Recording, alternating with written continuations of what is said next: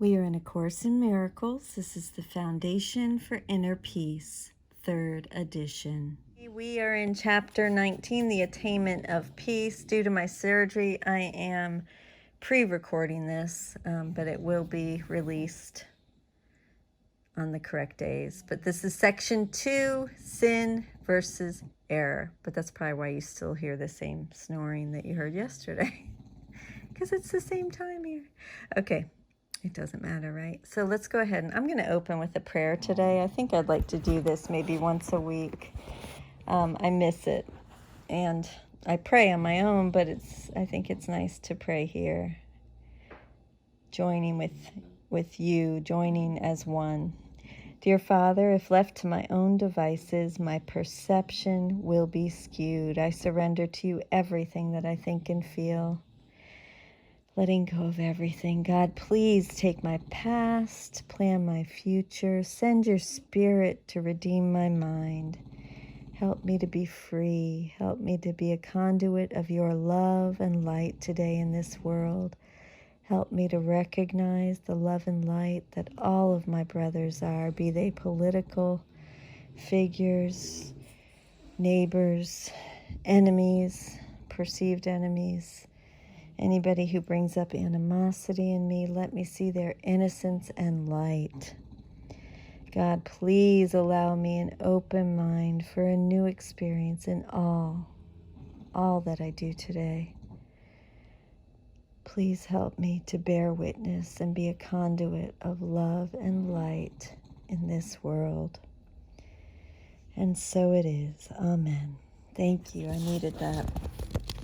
Sin versus error. It is essential that error be not confused with sin, and it is this distinction that makes salvation possible. For error can be corrected, and the wrong made right. But sin, were it possible, would be irreversible.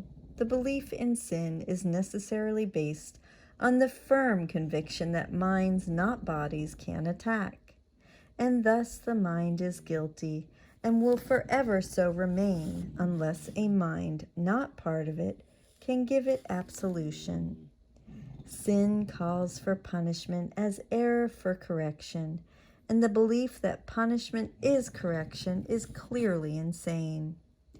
Sin is not an error, for sin entails an arrogance, which the idea of error lacks. To sin would be to violate reality and to succeed. Sin is the proclamation that attack is real and guilt is justified. Baloney. It assumes that the Son of God is guilty and has thus succeeded in losing his innocence and making himself what God created not. Thus is creation seen as not eternal, and the will of God open to opposition and defeat. Sin is the grand illusion underlying all the ego's grandiosity, for by it God himself is changed and rendered incomplete. The Son of God can be mistaken. He can deceive himself. He can even turn the power of his mind against himself. But he cannot sin. There is nothing he can do that would really change his reality in any way, nor make him really guilty. That is what sin would do, for such is its purpose.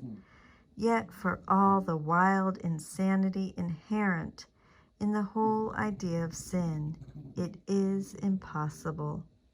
For the wages of sin is death, and how can the immortal die? A major tenet in the ego's insane religion is that sin is not error but truth, and it is innocence that would deceive. Purity is seen as arrogance, and the acceptance of the self as sinful is perceived as holiness. And it is this doctrine that replaces the reality of the Son of God as his Father created him and willed that he be forever. Is this humility? Or is it rather an attempt to wrest creation away from truth, and keep it separate. We're going to go ahead and stop there today and pick up the second half of this section, Section 2, Sin versus Error, Chapter 19, The Attainment of Peace. I love you. Have a beautiful day. Thank you so much for joining with me. I will see you tomorrow.